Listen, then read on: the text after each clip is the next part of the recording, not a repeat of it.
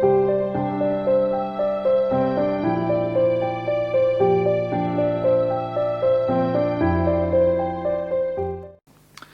I think about missionaries who have been in some pretty difficult missions, I think of Blessed Joseph Gerard and his mission in South Africa. Joseph Gerard was ordained a deacon in France by Bishop Eugene, and then was sent as a deacon, even before he was a priest, to the mission in Natal on the east coast of South Africa, where a few oblates had already been ministering in Durban and in the surrounding area.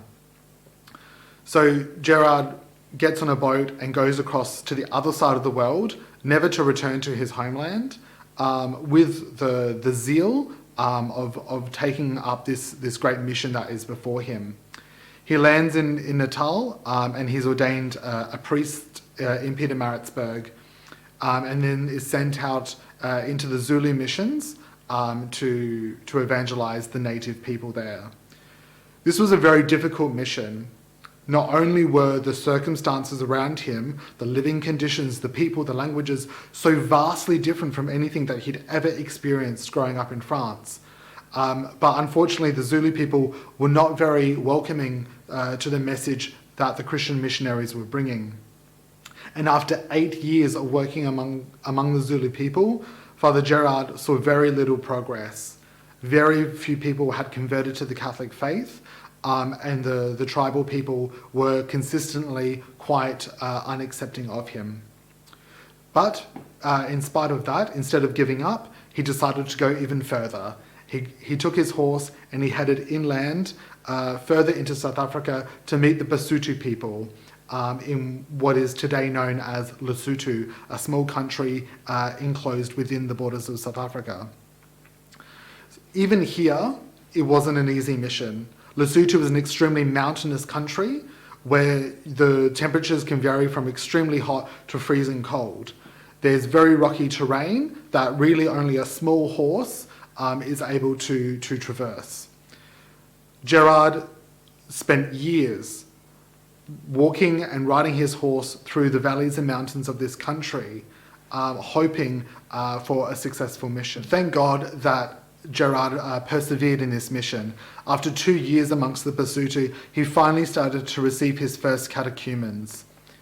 And slowly, from probably about 5 years into the mission onwards, started to see great fruit of that mission, and he was able to leave the first mission established at Roma to establish a few other missions around Lesotho.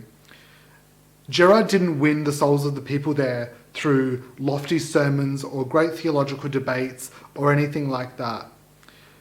The Basotho people admired Gerard and were drawn to him because of his simplicity, because of his generosity, and because of his presence.